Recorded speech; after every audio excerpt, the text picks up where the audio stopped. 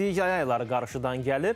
Deməzdik ki, istilər gələndə bu baş verir. Hətta yaz aylarında belə hər hansısa bir məkanlarda, həyətdə, evlərə də ilanların daxil olmasıyla bağlı biz sosial şəbəkələrdə tez-tez məlumatları görürük, rastımıza çıxır və biz də düşündük ki, bu mövzu ilə bağlı xüsusi bir qonaq dəvət edək, müzakirəmizi onunla aparacağıq. Zoologiya İnstitutunun Quru Onurğalıları Laboratoriyasının müdürü, biologiya üzrə fəlsəfə doktoru, dosent Təvəkkül İskəndərov bizlə bərabərdir. Sabahınız xeyir olsun Təvəkkül müəllim, xoş gördük sizi. Əfsuslar olsun ki, yay aylarında biz bundan rastlaşırdıq, amma artıq yaz ayları olmasına baxmayaraq, havanın da o qədər isti keçməsinə baxmayaraq, ilanların sayı çoxalıb şəhərdə. Mən yəni belə neçə-neçə nümunələr göstərə bilərəm sizə. Təvəkkül müəllim, bu mövzu ilə bağlı ümumi fikriniz nədən ibarətdir? Niyə bu qədər çoxalma baş verib, baxmayaraq ki, isti günlər də heç müşahidə olunmur? Mən ilk növbədə dəvətiniz üçün təşəkkür edirəm. Doğrudan da son günlər bu ilanlarla rastlaşma halları çox tez-tez olur, əhali arasında narahatlıq var və bunu səhvən belə qiymətləndirirlər ki, ilanlar artıbdır. Əslində ilanların artmasından söhbət getmir. Söhbət ondadır ki, ilanlar olan ərazidə insanların sayı artıb. Bayaqdan, məsələn, 10 ilan vardısa, ona 3-4 adam rast gəlirsə, indi həmən 10 ilana 50 adam rast gəlir. Ona görə də rastlaşma halları tez-tez təkrar olunur deyə belə təəssürat yaranır ki, ilanlar sayıca artıb. İlanlar hansı günün artmalıdır? İlanların yaşayış yerləri azalır, sıxışdırılır, onlar artmır, əksinə azalır. İnsanların sayı artıbdır, ona görə də rastlaşma halları tez-tez olur. Və üzr istəyirəm Təvəkkül müəllim, baxın, biz rastlaşırıq.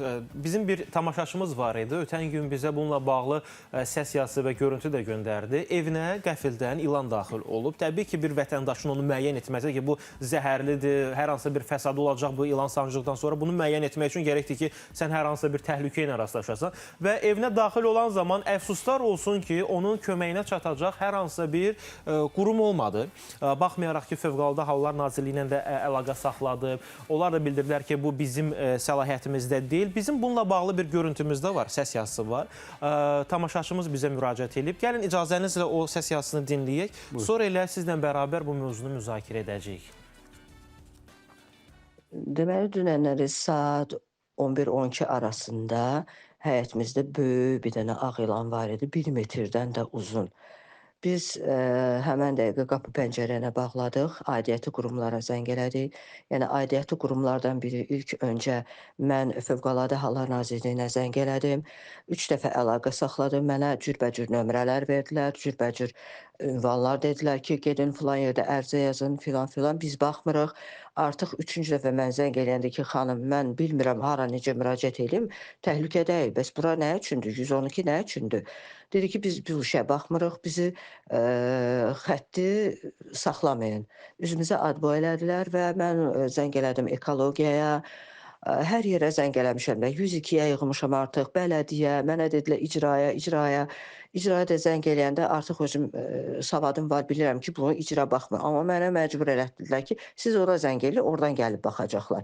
Yəni, cürbəcür qurumlara, onun üstünə atır, bu bunun üstünə atır. Yəni, burada insan həyatı təhlükədədir.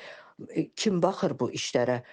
Yəni, bu qurumla məşğul olan bir yer, bu işlə məşğul olan bir qurum varmı, yoxmu? Yəni, təhlükəlidir.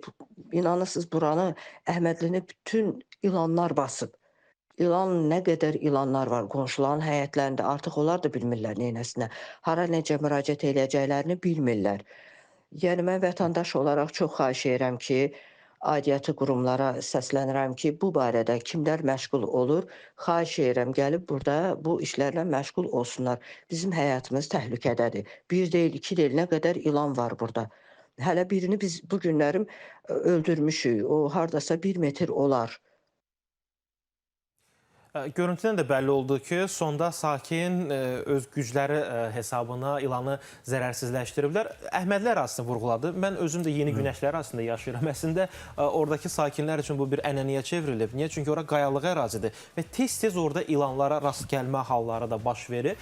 Belə olduğu halda, Təvəkkül müəllim, biz kimə müraciət eləyək? Neyiniyək ümumiyyətlə? Bəli, təəssüf ki, ilanların bu indiki aprel-may ayı ki, ən çox aktiv olduğu aylardır. Qışlavadan çıxmış ilanlar yemlənməsi üçün, nəsil vermək üçün, kütləşmək üçün ətraf ərazilərə səpələnirlər və bütün sutka ərzində demək olar ki, aktivdirlər. Yəni, may ayının, iyun ayının ortalarına qədər ilanla rastlaşma hallar daha tez oluyor. İstər düşəndən sonra onlar yalnız axşam və səhər görünürlər. Biz onları tez-tez görməyəcəyik. Ona görə may aylarında bu ilanların həyat bacalarda olması təbiidir. Amma Abşeronda olan ona yaxın növdən bir gürzə zəhərlidir, təhlükəlidir insan üçün ki, zəhəri sancması var. Amma bu görüntüdə gördüyümüz də aqressiv ilandır. Ona çuxur sifət kələz ilan deyirlər. Ölçücə böyük də ola bilər. Amma bu orta ölçülü ilan idi, zəhərsiz ilandır, amma aqressivdir. İlanın zəhərli, zəhərsiz olduğunu sakin görə bilməz, bilə bilməz. Amma narahatlıq olacaq, təbiidir. Belə hallarda hara müraciət etmək, necə etmək, bu başqa məsələdir. Əvvəllər Sovetlər vaxtında Azərbaycanda Zirə qəsəbəsində ilanları tutan və ilan zəhəri istehsalı üçün məşğul olan bir qurum vardı. Və indi hazırda 30 ildir ki, o qurum yoxdur. Və insanlar hara müraciət eləsin? Belə sahədə xidmət göstərəcək dövlət qurumu Azərbaycanda yoxdur.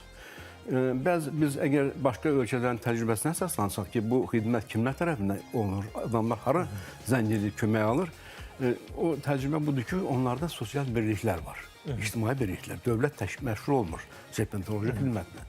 Həmən o ictimai birliklərə iyanələr verilir, dövlət tərəfindən, iri kompaniyalar tərəfindən. O iyanələrlə maliyyələşən həmən qurum, sosial qurum, ictimai birlik öz işini mükəmməl vurur. Orada professional ilan ovçuları var, onların maşınları var.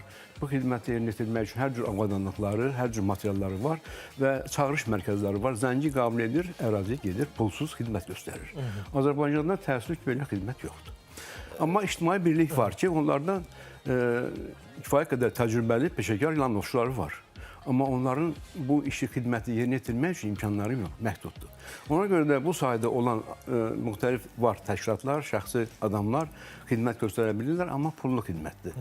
Amma əhalinin istədiyi pulsuz xidmət ki, ona bir qurum olsun, zəng eləsinlər, gəlib xidmət göstərsin, elə qurum yoxdur.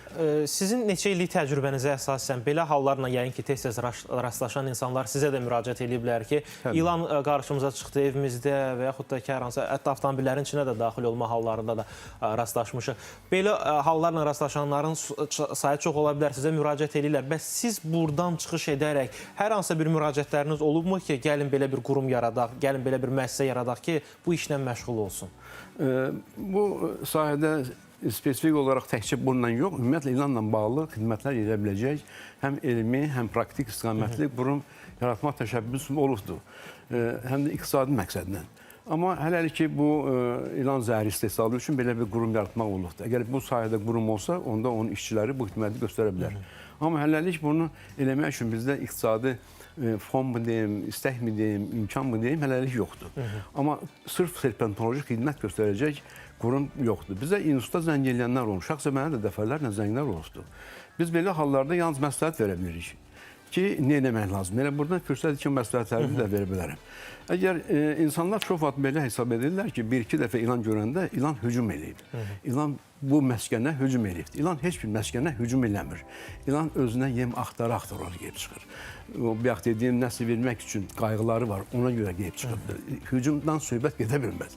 Amma insanlarımız bunu hücum kimi qiymətləndirir. Belə olanda nə etmək lazımdır? Qarşımıza ilan çıxdı, biz nə edirik? Əgər ilanla rastlaşmışsa, heç bir vahiməyə düşmək ki, ilan mənə hücum eləyəcək, mənə ziyan vuracaq, qətiyyən elə bir şey yoxdur. İlan heç vaxt nə insanı təqib eləyir, nə də insana hücum eləyir.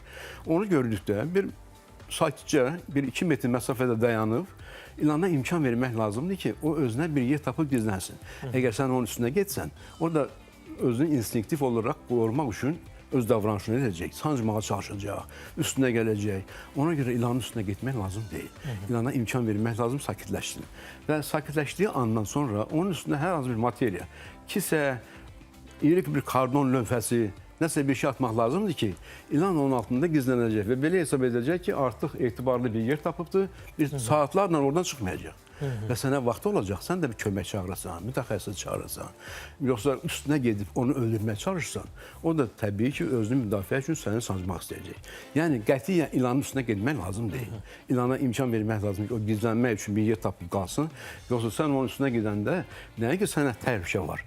O, hətta elə bir yerə girə bilər ki, sənin həyətində, onu oradan çıxartmaq daha bir problem olar və yaxud da başqa bir təhlükəli yerə girə bilər. İlana üstünə getməmək, imkan vermək ki, qalsın və üstünə bildiyim qaydada bir materiyanı örtmək və mütəxəssis çağırmaq. İndi məsələ odur ki, tutaq ki, biz onu zərərsizləşdirdik, müvəqqəti olaraq üzərinə hər hansısa bir əşya, parça yerləşdirdik.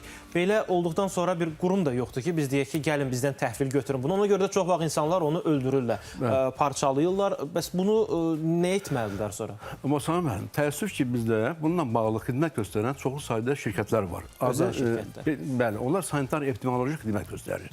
Dezinfeksiya ilə məşğuldurlar. İlanlar isə dezinfeksiya tədbirləri tələb eləmir. İlan zərərverici deyil, xəstəliyi yayan deyil, dərman təpib onu öldərsən, məhv edərsən. Belə tədbir ilan üçün deyil. İlan faunanın sərvətidir.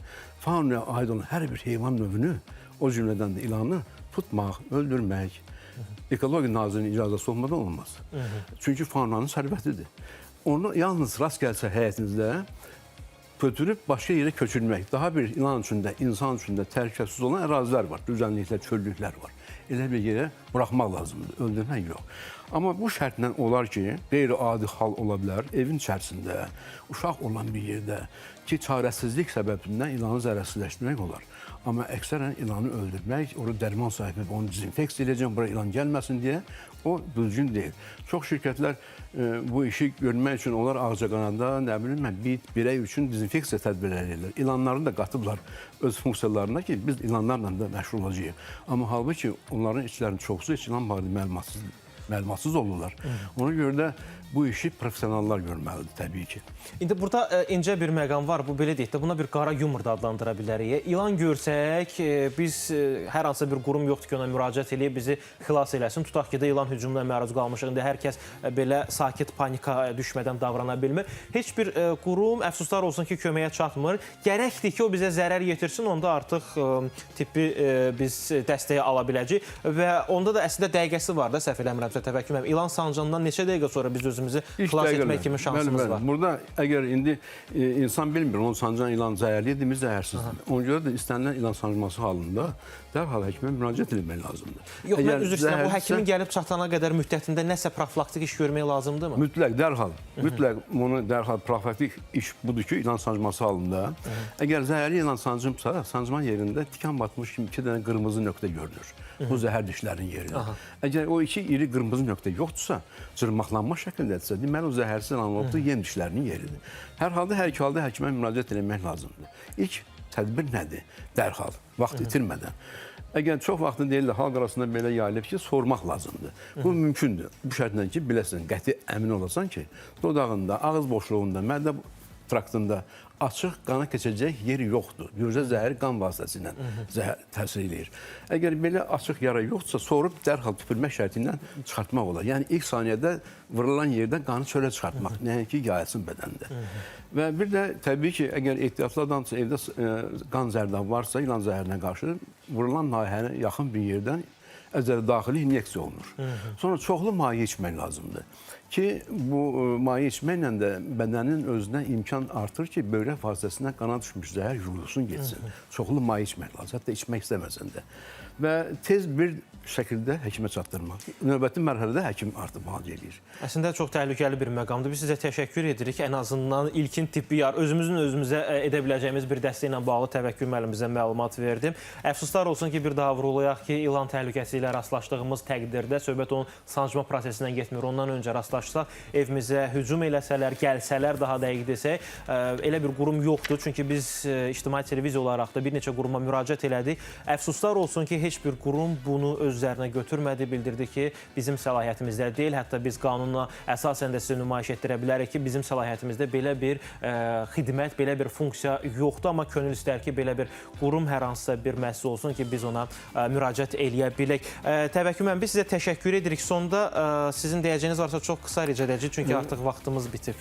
Mən fürsətdən istifadə edib burada əyani olaraq ilan şəkli göstərmək istəyirəm. Gürzəni necə fərqləndirmək başqa növ ilanlardır. Vacib bir mövzu, ona görə bunu rica edəcək ki, qısa göstərin. Bunu yaxından göstərmək, gürzə dediyimiz zəhərli ilan ən təhlükəli budur. Digər ilanlar zəhərsizdir, burada arxada şəkillər də var. Bax, bu torpaq rəngində, gövdəsi yoğun, başı iri, quyruğu qısa. Torpaq rəngində. Torpaq rəngində. Üstündə də şahmat şəklində xalları var, bədənin üstündə və yanında.